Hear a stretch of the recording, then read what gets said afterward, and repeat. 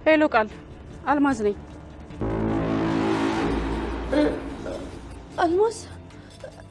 አልማዝ ይቷ አልማዝ እናንተ የገደላችኋት ረሳሽኝ እንዴ? አይ አረሳሽም እኮ። ምን ነው ደነገጥሽ? የምር እንደሞትኩ ነበር የምታስቢው? አረ አልደነገጥኩም። ቆይ ምን ፈልገሽ ነው የደወልሽው? በኃይሉ ስልኩ ዝግ ነው፣ ስደውልለት አይሰራም። አዎ በኃይሉ ማን ነው ስልኩ? አዎ አይሰራም። አረ እኔን ማታለሉ ነው? አያቀኝም ማለት ነው። ማለት ቆይ አልገባኝም። ትሰሚኛለሽ? ዛሬ ከኃይሉ ጋር ብር እንዲያስገባልኝ ተቀጣጥረን ነበር። እሱ ግን ስልኩን አጥፍቶ በዛው ጠፋ።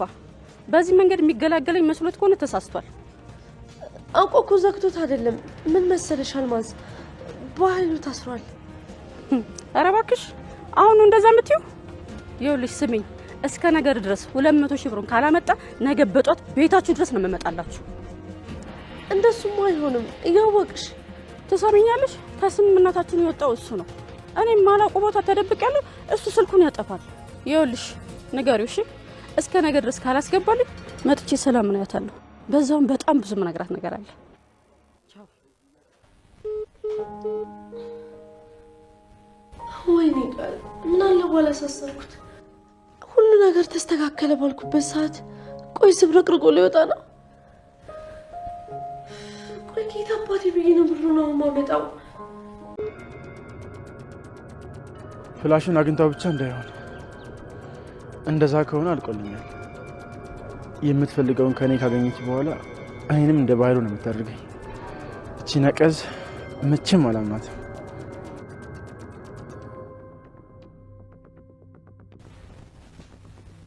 ሳሚ ፍላሹ ላይ አንተን የሚያጠፋ መረጃ አለኝ፣ ግን ለጊዜው አልጠቀምበትም። በጣም ታስፈልገኛለህ። ነገሮች መስመር ሲይዙ ግን አንተም የባህሉ ዕጣ ነው የሚደርስ። መቼም ሀብቱን አትካፈልም። ሰላም ሰላም፣ ውዴ ቻናል ቤተሰቦች እንዴት አላችሁልኝ? እንኳን ወደ እኔ ቻናል በሰላም መጣችሁ። አደራ ድራማ እንግዲህ አቶ በኃይሉ በቁጥጥር ስር ውሏል። አቶ በኃይሉ እንግዲህ ሰላምን ገንዘብ እወስዳለሁ ብሎ ሲስገበገብ አሁን ላይ በራሱ ወይም ደግሞ ራሱ ወደ ህይወቱ ባመጣት ልጅ በቃል ምክንያት ማለት ነው እስር ቤት ገብቷል።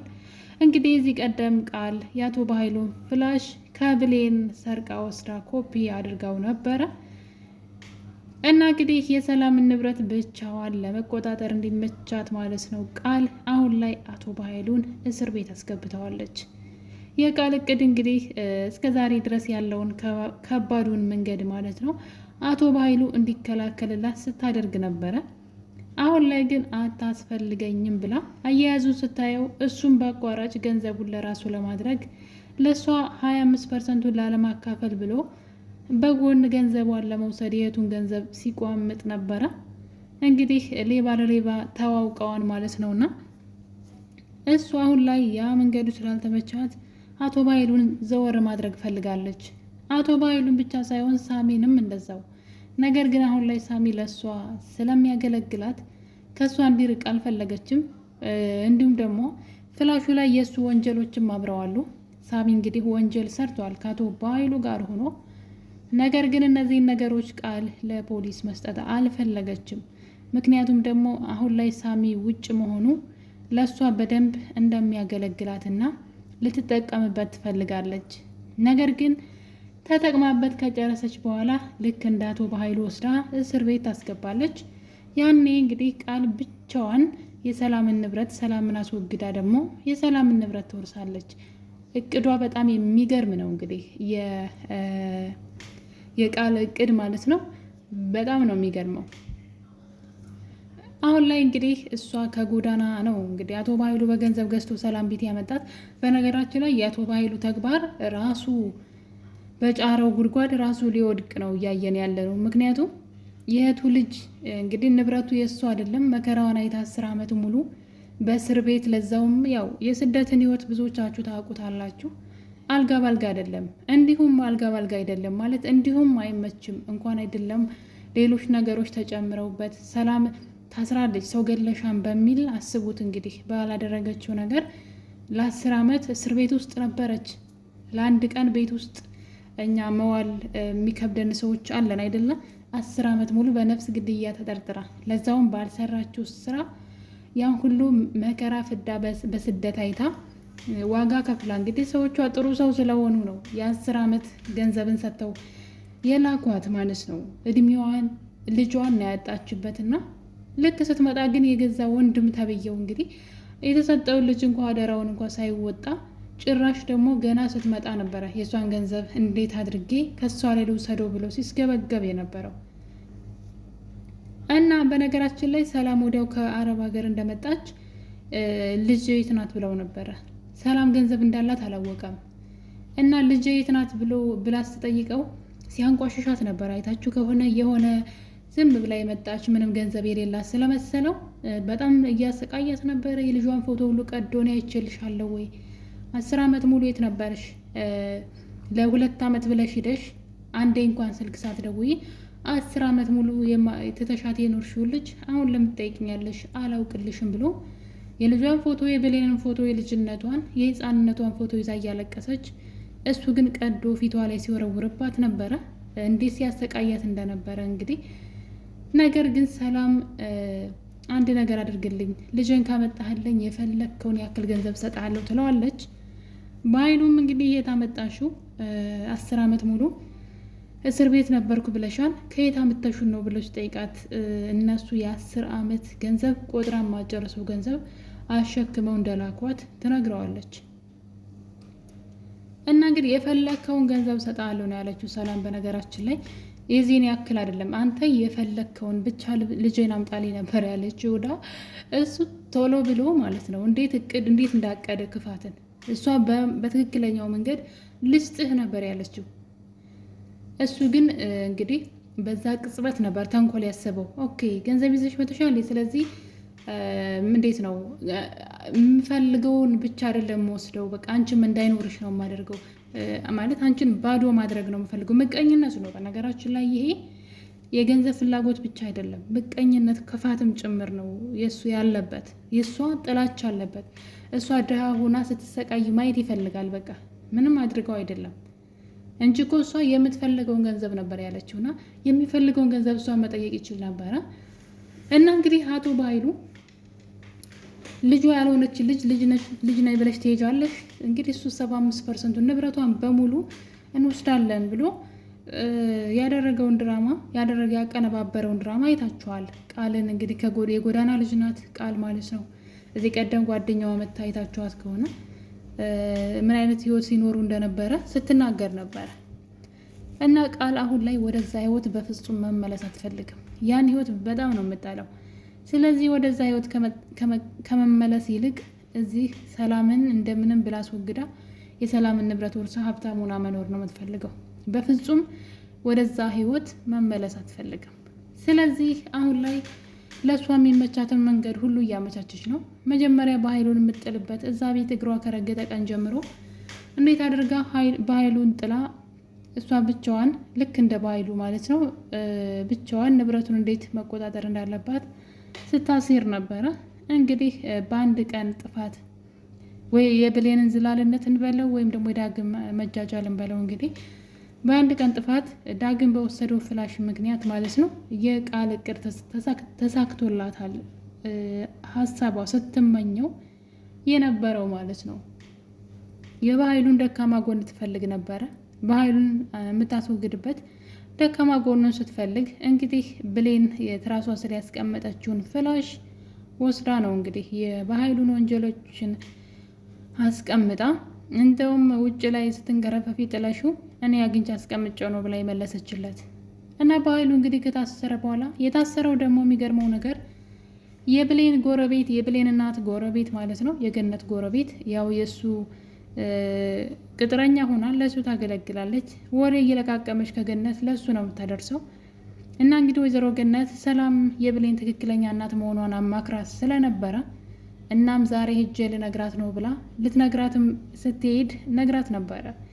ለዛ ነው እንግዲህ ለበኃይሉ ደውላ ገነት ለሰላም ብሌን ልጇ እንደሆነች ልትነግራት ነው ስላለችው፣ ነገር ግን አጋጣሚዎች ስላልተመቹ እንግዲህ ገነት ወደ ሰላም ቤት ብትሄድም ሰላም ግን ፊት ልትሰጣት አልቻለችም።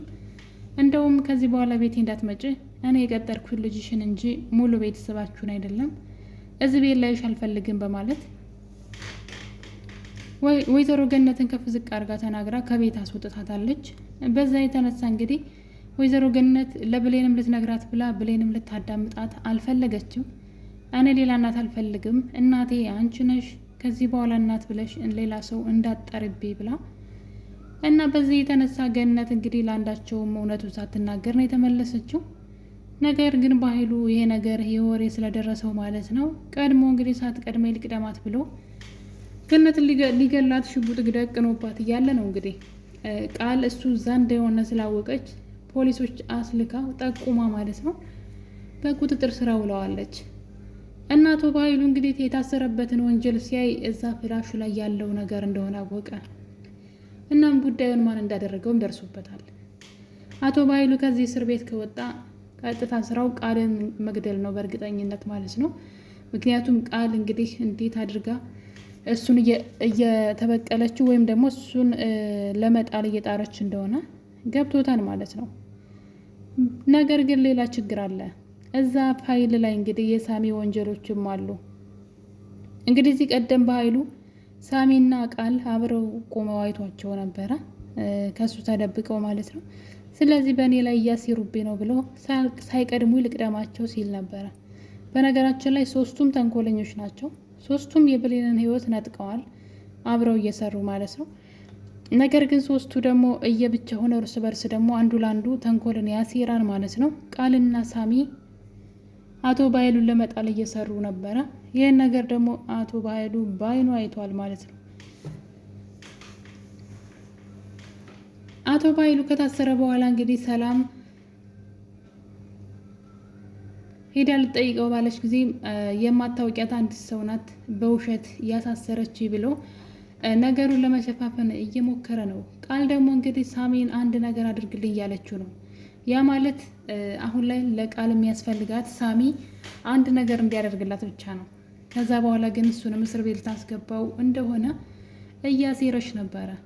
እንደውም እሱን አቶ በኃይሉን አስወግደን እኔ እናንተ የሰላምን ንብረት ለሁለት መካፈል እንችላለን ብላ በእርግጥ እሱ የገንዘብ ፍላጎት የለውም። እሱ የሚፈልገው ብሌንንና እንዲሁም ደግሞ አቶ በኃይሉ ሲወድቅ ማየት ነው።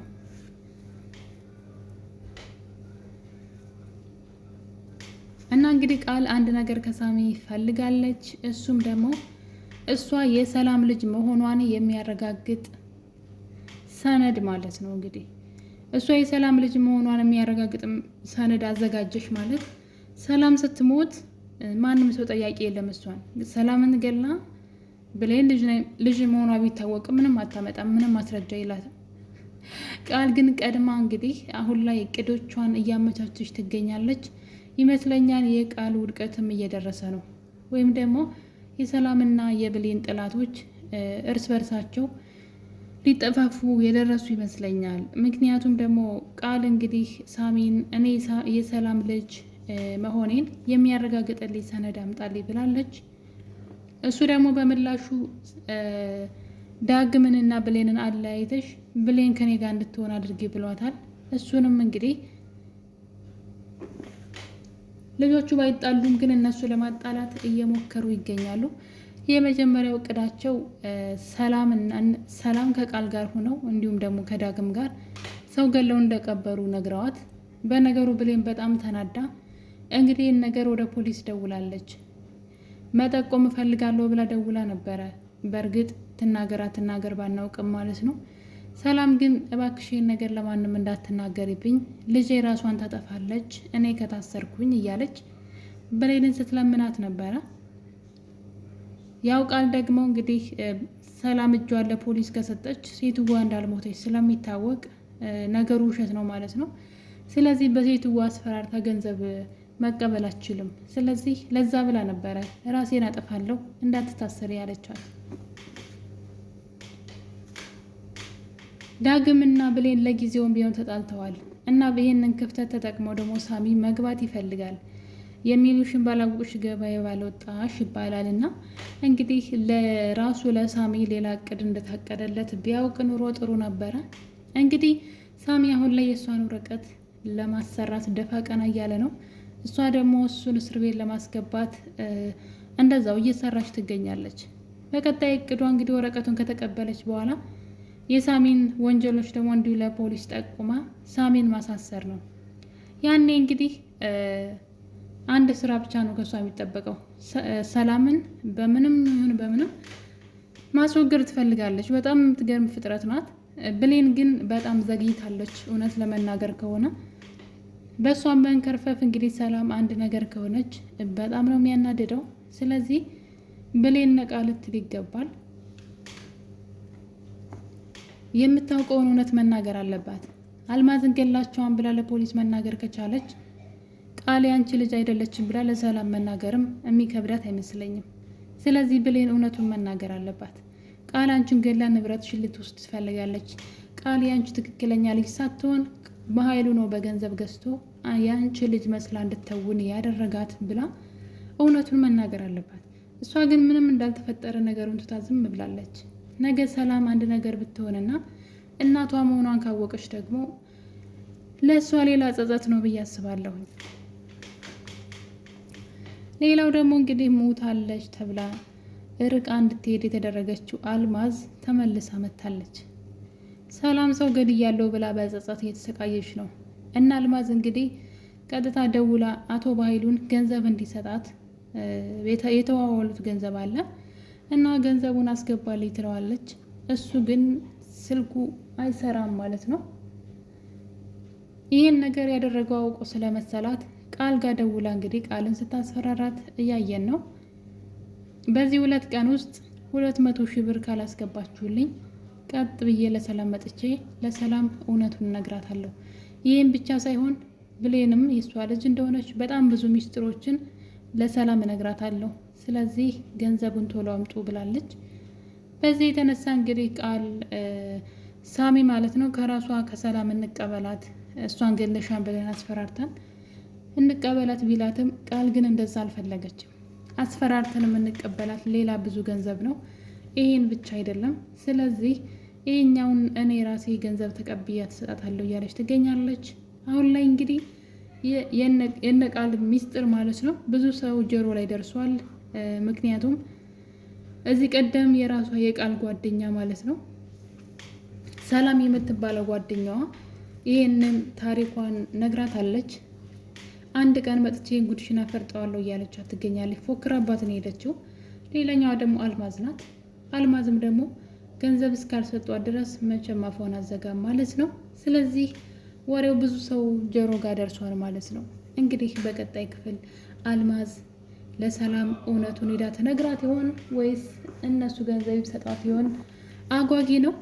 በቀጣይ ክፍል እንግዲህ በክፍል 26 እስከምንገናኝ ድረስ የዛሬን አበቃን። ቸር ቆዩልኝ።